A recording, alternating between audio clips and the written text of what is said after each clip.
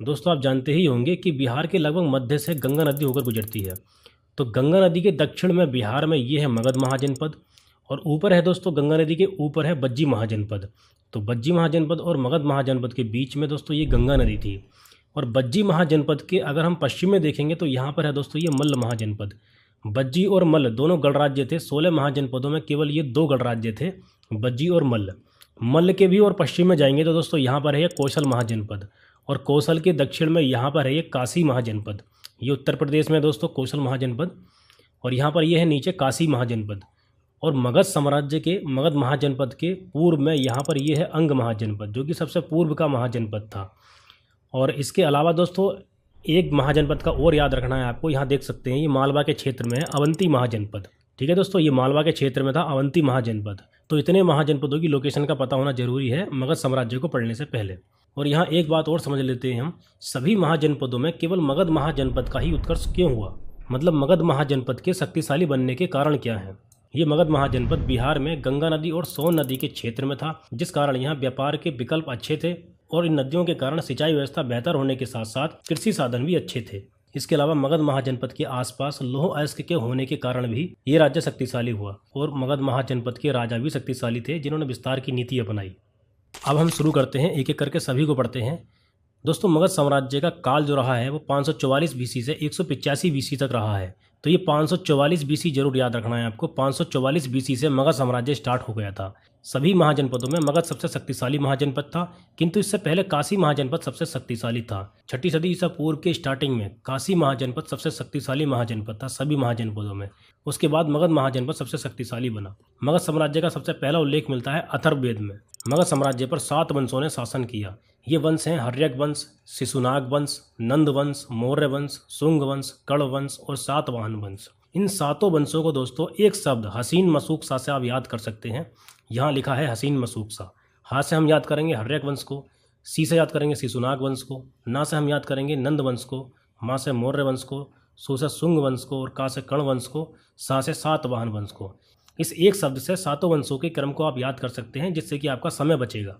तो पहले हम इसमें देखते हैं हर्यक वंश को। हर्यक वंश का समय 544 बीसी से 412 बीसी तक रहा है। तो ये स्टार्टिंग का समय आपको जरूर याद रखना है, 544 बीसी।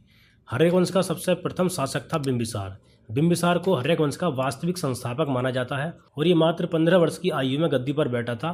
तो 52 वर्ष इसने शासन किया, जो कि भारत के इतिहास में सबसे लंबा शासनकाल है बिंबिसार का, 544 से 492 बीसी तक, 52 वर्ष तक। ठीक है, ये याद रखना है आपको। इसके अन्य नाम हैं श्रेणिक, श्रेणिक जैन साहित्य के अनुसार है इसका नाम, और क्षेत्रोजस है इसका मत्स्य पुराण के अनुसार। क्षेत्रोजस और श्रेणिक, ये दोनों नाम आपको याद रखने हैं, ये इसके अन्य नाम हैं। राजधानी है दोस्तों इसकी राजगृह। राजगृह को इसने राजधानी बनाया। इससे पहले इसकी राजधानी थी गिरिब्रज। बिंबिसार ने राज्य विस्तार और अपनी स्थिति सुदृढ़ करने के लिए विवाह संबंधों का सहारा लिया, जिसमें दोस्तों बिंबिसार ने 3 शादियाँ की।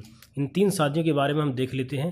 पहली शादी की थी महाकौशला देवी से, दूसरी शादी की थी चेलना से, जिसको छल्ला भी बोलते हैं, और तीसरी शादी की थी क्षेमा से। दोस्तों महाकौशला देवी कौशल नरेश प्रसेनजीत की बहन थी, और यहाँ से इसको काशी दहेज में मिला था, मतलब काशी का कुछ क्षेत्र, कुछ गांव दहेज में मिल गए थे। इसके बाद दोस्तों ये चेलना लिच्छवी गणराज्य के शासक चेटक की पुत्री थी। चेलना लिच्छवी गणराज्य किसके अंतर्गत था? बज्जी महाजनपद के अंतर्गत। मैंने आपको बताया था बज्जी महाजनपद कई गणराज्यों का एक समूह था, जिसमें कि सबसे प्रमुख था लिच्छवी गणराज्य। लिच्छवी की राजधानी क्या थी? वैशाली। और बज्जी महाजनपद की भी राजधानी वैशाली थी। दोनों का जो प्रमुख केंद्र था वो वैशाली था। तो आपको यहाँ याद रखना है लिच्छवी गणराज्य बज्जी महाजनपद के अंतर्गत आता था, और इसकी राजधानी वैशाली थी। तो चेलना लिच्छवी गणराज्य के शासक चेटक की पुत्री थी। चेलना से शादी करके बिंबिसार ने उत्तरी सीमा को सुरक्षित किया। क्षेमा दोस्तों मध्य प्रदेश की राजकुमारी थी। मध्य प्रदेश मतलब आधुनिक पंजाब के क्षेत्र में था, और इससे दोस्तों मद्रों का सहयोग प्राप्त हुआ बिंबिसार को। यहाँ दोस्तों हमें बिंबिसार के बारे में एक बात का याद रखना है कि बिंबिसार स्टार्टिंग में बौद्ध धर्म का अनुयायी था, लेकिन अपनी पत्नी चेलना के कहने से जैन धर्म को अपना लिया था। बिंबिसार ने चेलना के कहने से बौद्ध धर्म को क्यों अपनाया होगा? क्योंकि दोस्तों चेलना थी लिच्छवी गणराज्य की, और लिच्छवी गणराज्य की राजधानी थी वैशाली। वैशाली के पास ही कुंड ग्राम में महावीर स्वामी का जन्म हुआ था, और महावीर स्वामी किस धर्म से संबंधित थे? जैन धर्म से। इसलिए दोस्तों चेलना ने बिंबिसार से जैन धर्म को अपनाने के लिए कहा। यहाँ दोस्तों आप देख सकते हैं ये है मगध, और यहाँ पर यह है कौशल। बिंबिसार की पत्नी महाकौशला देवी कौशल नरेश प्रसेनजीत की बहन थी। और दोस्तों ये है बज्जी। बज्जी के अंदर ही था लिच्छवी गणराज्य। लिच्छवी गणराज्य की ही थी बिंबिसार की पत्नी चेलना। इसके अलावा दोस्तों बिंबिसार ने अंग महाजनपद के राजा ब्रह्मदत्त को पराजित कर अंग महाजनपद को अपने राज्य में मिला लिया और अपने पुत्र अजातशत्रु को वहां का उपराजा बनाया। यहाँ दोस्तों आप देख सकते हैं यह है अवंती। अवंती का राजा चंड प्रद्योत जब पांडु रोग से ग्रसित हो गया था तो बिंबिसार ने अपने राज्य वैद्य जीवक को इलाज के लिए भेजा और चंड प्रद्योत स्वस्थ हो गया। तो इस प्रकार दोस्तों अवंती के साथ बिंबिसार ने अपने संबंध मैत्रीपूर्ण बनाए। दोस्तों बिंबिसार ने अपने ज्येष्ठ पुत्र दर्शन को उत्तराधिकारी बनाया था, क्योंकि ये अजातशत्रु जो था ये क्रोध प्रवृत्ति का था, इसलिए दर्शन को इसने उत्तराधिकारी बनाया था। लेकिन अजातशत्रु ने अपने पिता बिंबिसार की हत्या कर दी और खुद स्वयं गद्दी पर बैठा। इसलिए दोस्तों अजातशत्रु को पितृहंता कहा जाता है। और अजातशत्रु की हत्या कर दी थी उदयन ने। अजातशत्रु के पुत्र उदयन ने अजातशत्रु की हत्या कर दी थी। इसीलिए दोस्तों हर्यक वंश को ही पितृहंता वंश कहा जाता है। तो बिंबिसार के बाद आया दोस्तों अजातशत्रु। अजातशत्रु का समय रहा है 492 बीसी से 460 बीसी तक। ये समय आपको याद नहीं रखना है, ये एग्जाम में नहीं पूछा जाता है। अजातशत्रु का एक अन्य नाम कुणिक भी आपको याद रखना है, पितृहंता। कुणिक का अर्थ होता है दोस्तों चालाकी करने वाला, छल कपट करने वाला। तो इसने छल या कपट करके अपने पिता बिंबिसार की हत्या कर दी थी और स्वयं गद्दी पर बैठा था। अजातशत्रु की माता थी महाकोशला देवी। आपको पता है दोस्तों बिंबिसार की 3 पत्नियां थीं, जिसमें कि महाकोशला देवी का लड़का था अजातशत्रु।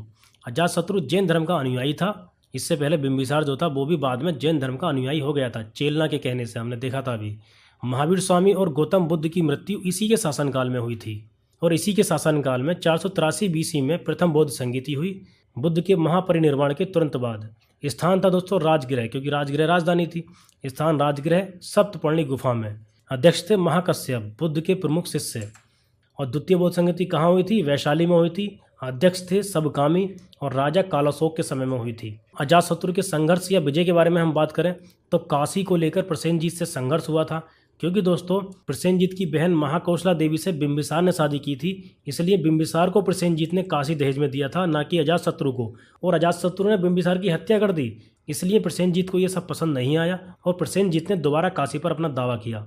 इसीलिए काशी को लेकर प्रसेनजीत से अजातशत्रु का संघर्ष हुआ और अजातशत्रु दोस्तों विजय रहा। जब अजातशत्रु विजय हो गया तो अजातशत्रु ने प्रसेनजीत की पुत्री वाजिरा से विवाह किया। यहाँ दोस्तों आपको एक बात पर ध्यान देना है, अजातशत्रु ने प्रसेनजीत की पुत्री वाजिरा से शादी की और अजातशत्रु के पिता बिंबिसार ने प्रसेनजीत की बहन महाकोशला देवी से शादी की थी।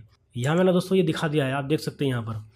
कौशल नरेश प्रसेनजीत की जो बहन थी महाकोशला देवी, इससे बिंबिसार ने शादी की थी और इसकी पुत्री वाजिरा थी प्रसेनजीत की, इससे अजातशत्रु ने शादी की थी। और यहाँ सबसे नीचे आप देख सकते हैं बज्जी और मल्ल को भी जीता था अजातशत्रु ने। सभी महाजनपदों में बज्जी और मल्ल ऐसे थे जो कि गणराज्य थे और इन दोनों को अजातशत्रु ने जीत लिया था। बज्जी को कैसे जीता था? दोस्तों बज्जी को जीतने के लिए अजातशत्रु का एक मित्र था वत्सकार। तो अजातशत्रु ने वत्सकार को बज्जी संघ में फूट डालने के लिए भेजा था। मैंने दोस्तों आपको बताया था बज्जी महाजनपद कई गणराज्यों का एक संघ था, जिसमें कि एक था लिच्छवी। तो वत्सकार ने वहां जाकर लिच्छवियों और अन्य सदस्यों, अन्य जो गणराज्य थे, उनके बीच मतभेद पैदा किया, जिससे उनकी एकता टूट गई और उनकी शक्ति कम हो गई। और जब बज्जी संघ कमजोर हो गया तो अजातशत्रु ने उन पर आक्रमण करके वैशाली को जीत लिया। वैशाली मतलब बज्जी को जीत लिया। बज्जी को जीतने के लिए अजातशत्रु ने नई तकनीकों का उपयोग किया था, जिसमें कि दोस्तों एक है महाशिलाकंटक, महाशिलाकंटक का उपयोग किया था और एक है रथमूसल। आप यहाँ देख सकते हैं दोस्तों, ये है महाशिलाकंटक। ये विशाल पत्थर फेंकने वाला एक यंत्र था। ये प्राचीन तोप जैसा हथियार था महाशिलाकंटक। और यहाँ आप देख सकते हैं ये है रथमूसल। बीच में यहाँ एक घोड़ा है और यहाँ सैनिक बैठा होता था। ये एक युद्ध रथ था। यहाँ आप आगे देख सकते हैं, यहाँ धारदार हथियार लगे हैं। जब ये आगे बढ़ता था तो ये घूमते थे। ठीक है दोस्तों, तो ये भारी संख्या में रथों का उपयोग किया था अजातशत्रु ने इस युद्ध में। अब हम देखते हैं दोस्तों उदयन को। उदयन के बारे में मैंने आपको बता दिया था। उदयन ने अपने पिता अजातशत्रु की हत्या कर दी थी। तो ये द्वितीय पितृहंता है। गंगा नदी और सोन नदी के संगम पर एक किला बनाकर पाटलिपुत्र नगर को राजधानी बनाया। पाटलिपुत्र नगर की स्थापना किसने करी थी? अजातशत्रु ने। कहीं कहीं आपको देखने को मिलेगा पाटलिपुत्र नगर की स्थापना उदयन ने की थी। अगर दोस्तों आपको ऑप्शन में उदयन और अजातशत्रु दोनों मिलते हैं तो आपको अजातशत्रु लगाना है। अगर अजातशत्रु नहीं मिलता है तो आपको उदयन को लगाना है। तो पाटलिपुत्र नगर को राजधानी किसने बनाया? उदयन ने। और पाटलिपुत्र नगर की स्थापना किसने की थी? अजातशत्रु ने। पाटलिपुत्र उत्तर में गंगा नदी से और पश्चिम में सोन नदी से घिरा हुआ था। उदयन के 3 पुत्र थे जिन्होंने क्रम से शासन किया था। पहला था अनिरुद्ध, दूसरा था मंडक और तीसरा था दोस्तों नागदशक। ये नागदशक के बारे में आपको याद रखना है। हर्यक वंश का अंतिम शासक था। इसके मंत्री शिशुनाग ने नागदशक की हत्या की और शिशुनाग वंश की स्थापना की। आगे देखते हैं अब हम शिशुनाग वंश के बारे में। हर्यक वंश को हम देख चुके हैं। हर्यक वंश के बाद आता है शिशुनाग वंश। शिशुनाग वंश का जो समय रहा है वो 412 बीसी से 344 बीसी तक रहा है। तो शिशुनाग वंश का संस्थापक कौन है? शिशुनाग। 412 ईस्वी में शिशुनाग वंश की स्थापना की थी शिशुनाग ने। किसकी हत्या करके? नागदशक की। दोस्तों इसने राजधानी वैशाली को बनाया। इससे पहले राजधानी क्या थी? पाटलिपुत्र। पाटलिपुत्र को राजधानी किसने बनाया था? उदयन ने। तो ये सभी बातें आपको याद रखनी है। अवंती के राजा प्रद्योत को पराजित किया और अवंती को मगध साम्राज्य में मिला लिया। तो शिशुनाग ने अवंती को मिलाकर अपने साम्राज्य में मिलाया है। ये ध्यान रखना है आपको, किसने किसको मिलाया। सबसे पहले था बिंबिसार। बिंबिसार ने किसको मिलाया था?